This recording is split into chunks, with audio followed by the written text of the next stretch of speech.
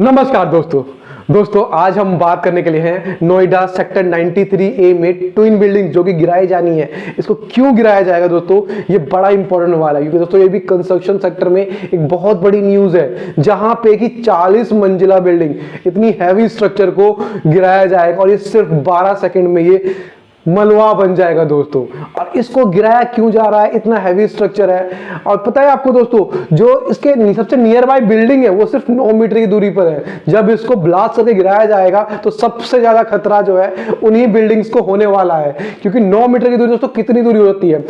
ये भी एक कारण है जिसमें से कि इन बिल्डिंग को गिराया जा रहा है। एज पर सेफ्टी के अकॉर्डिंग जो है 16 मीटर का डिस्टेंस तय किया गया था कि दो बिल्डिंग से बीच में होना चाहिए, जो कि नहीं है, सिर्फ 9 मीटर है। और प्लस में जो ट्विन बिल्डिंग्स है जिसमें से कि एक का नाम अपेक्स और एक का नाम सियान है, ये दोनों बिल्डिंग्स के बीच में जो डिस्टेंस है वो भी पूरा 16 मीटर नहीं है। ये लोग कहते हैं, क्लेम करते हैं कि 16 मीटर है, लेकिन जब कोर्ट ने इसकी जांच करी थी तो ये 16 मीटर पूरा नहीं पाया गया था। ये भी एक बहुत बड़ा कारण है जिस कारण से इस बिल्डिंग को गिराया जा रहा है। प्लस इस बिल्डिंग को बनाते समय पे परमिशन ली गई थी 24 फ्लोर की, लेकिन अब इसको बाद में धीरे धीरे बढ़ाते 40 फ्लोर तक इसको बना दिया गया। और अब इसको, लेकिन उसमें बने कितने फ्लैट थे दोस्तों, उसमें की 40 मंजिला इस दोनों बिल्डिंग को मिला करके इसमें लगभग 800 कुछ फ्लैट बने थे, 857 फ्लैट्स कुछ बने थे, और जिसमें से कि 600 फ्लैट्स बिक चुके थे दोस्तों लगभग, मतलब इनकी बुकिंग्स हो चुकी थी। बाद में इन्हीं बायर्स ने केस किया कि भाई इतनी ऊंची बिल्डिंग क्यों बन रही है, इसलिए तो कुछ सेफ्टी पर्पज से गलत है। तो ये सब कुछ को ध्यान रखते हुए यहां पे इस बिल्डिंग पे केस किया गया। जो यहां पे बिल्डर था उसके ऊपर केस किया गया। बाद में ये केस बहुत लंबा चला।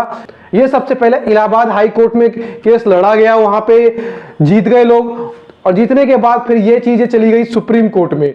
दोबारा से सुप्रीम कोर्ट में इस डिसीजन को उल्टा करने के लिए बिल्डर ने वहां पे केस डाला, लेकिन वहां पे भी बिल्डर हार गया और यहां पर भी दोस्तों लोग जीत गए। और ऐसे में इलाहाबाद कोर्ट ने भी यही डिसीजन दिया था कि इस बिल्डिंग को जो है 3 महीने के अंदर गिरा देना है। लेकिन जब ये सुप्रीम कोर्ट में चला गया, वहां सुनवाई पे सुनवाई होती गई, ये केस लंबा खिंचता गया और लास्ट में इसको सुप्रीम कोर्ट ने भी यही डिसीजन दिया कि 3 महीने के अंदर यह बिल्डिंग गिर जानी चाहिए। और सख्त कहा कि जो नोएडा अथॉरिटी भी इसमें लिप्त है उसके ऊपर भी कड़ी जांच हो, और इनके बहुत सारे अफसरों को भी इसके नीचे आना पड़ा, क्योंकि दोस्तों इसमें जो है बिना नोएडा अथॉरिटी की परमिशन के, बिना नोएडा अथॉरिटी के जांच के इतनी हाई राइज बिल्डिंग कैसे बन सकती है। और प्लस में जो इनकी जो ड्राइंग्स है ये पास कैसे हुई है, तो ये इसलिए नोएडा अथॉरिटी भी इन सभी केसेस में लिप्त पाई गई और लास्ट में यही डिसीजन हुआ कि 3 महीने के अंदर इसको गिरा देना है। तो ये जो 3 महीने का सिलसिला है दोस्तों, ये 2021 से चालू हुआ था। 2021 में ही सुप्रीम कोर्ट ने कह दिया था कि ये दोनों बिल्डिंग्स जो है ये 3 महीने के अंदर गिर जानी चाहिए। लेकिन हुआ क्या कि 3 महीने के बजट पूरे हुए, उसके बाद भी इसमें एज पर सेफ्टी के अकॉर्डिंग इसमें काम पूरा नहीं हुआ था कि इसको कैसे गिराया जाए। फिर इसको एक अच्छी कंपनी को दिया गया जिसका नाम है जो इसको गिराएगी। ये 70 करोड़ लगे हैं दोस्तों इस बिल्डिंग को बनाने में, और इसको तोड़ने के लिए 20 करोड़ लगे हैं दोस्तों। अब इसको तोड़ने के जिस कंपनी को दिया गया है ठेका, वो कंपनी इसको 20 करोड़ में तोड़ेगी, जिसमें से कि 3700 केजी इसमें बारूद लगाया गया है।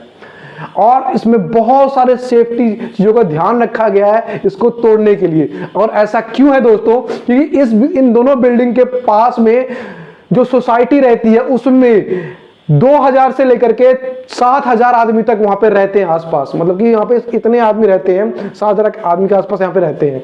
और ये जो बिल्डिंग्स है इतने पास में है, मतलब रिहायशी इलाके के इतने पास में है कि आपका सबसे जो करीबी बिल्डिंग है वो 9 मीटर पे, जैसे मैंने आपको बताया था। तो ऐसे ही बहुत करीब बिल्डिंग है, तो इन बिल्डिंग्स को कुछ ना हो। और ये जो भी बिल्डिंग्स है वो नॉर्मली जो है वो आपको 11 फ्लोर 12 फ्लोर तक की है। ये जो बिल्डिंग जो आपको गिराए जानी है ये 40 फ्लोर तक की है, जो कि बहुत बड़ी बात है। 40 फ्लोर बिल्डिंग को गिराना है अब।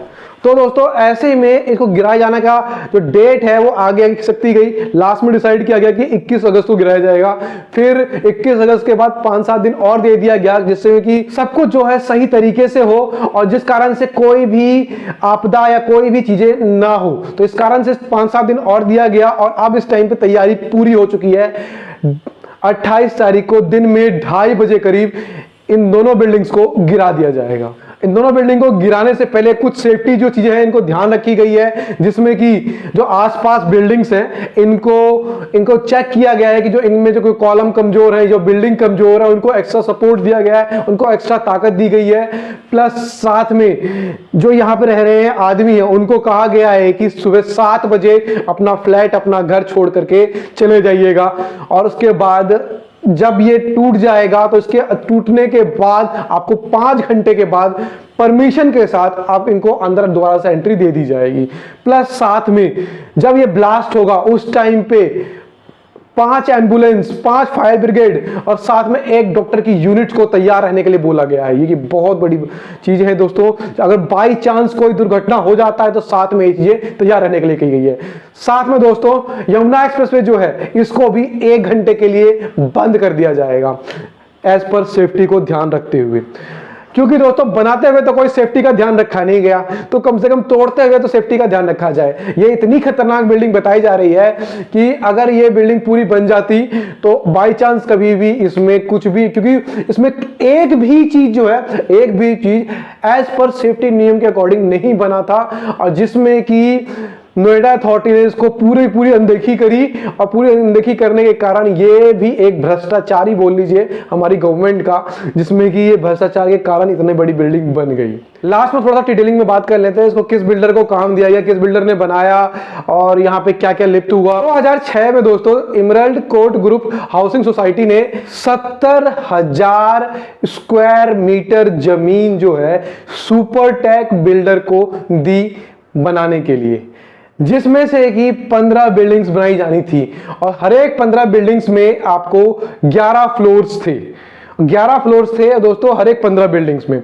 और इसके बाद 2009 में सुपरटेक ने एक रिवाइज प्लान जमा करवाया और रिवाइज प्लान में इन्होंने ये इन्हीं दोनों बिल्डिंग के लिए परमिशन ली, जिसमें से कि इन्होंने फ्लोर एरिया इसके लिए लिया और जिसमें फ्लोर एरिया इन्होंने लिया और उन फ्लोर एरिया को भी इन्होंने क्रॉस कर दिया। बाद में फ्लोर एरिया इन्होंने लिया, फ्लोर एरिया लेने के बाद भी इन्होंने 24 फ्लोर की जो ड्राइंग थी वो पास करवाई थी। 24 फ्लोर ये लोग बनाते, लेकिन बाद में ये चीजें 40 फ्लोर बना दी गई, जिसको बिना किसी नियम के तहत 40 फ्लोर इसको बना दिया गया। और उसके बाद क्या गया, इसमें से कि 800 फ्लैट्स बनके कुछ तैयार भी हो गए और जिसमें से कि 600 फ्लैट्स को बुकिंग भी कर दी गई। बाद में क्या हुआ कि जो इनके बायर थे, जो इनके खरीदार थे, उन्होंने ही देखा कि जो जिन जगहों को दिखाया गया था ड्राइंग में कि खाली है, पार्क एरिया है, अब उन एरिया को भी कब्जा में करके ये बिल्डर उसमें भी बिल्डिंग्स बनाने लग रहे हैं। और बाद में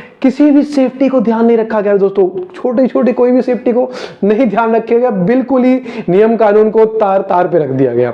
अब बाद में लास्ट में हुआ क्या कि ये बिल्डिंग जब बनने के तैयार होने लगी तो बाद में जिन्होंने बुकिंग्स करवाई थी उन्होंने और इमरल्ड कोर्ट सोसाइटी के लोगों ने मिल करके इसके बिल्डर के ऊपर केस कर दिया और बाद में इस बिल्डिंग को गिराने की बात मांग करने लगे, जो कि बाद में मैंने आपको बीच में स्टोरी बताई। ये फ्लोर इलाहाबाद में वो केस गया, इलाहाबाद में केस गया। मैंने आपको बताया कि 11 अप्रैल 2014 के आसपास इलाहाबाद कोर्ट में केस गया और वहां से भी लोग जीत गए।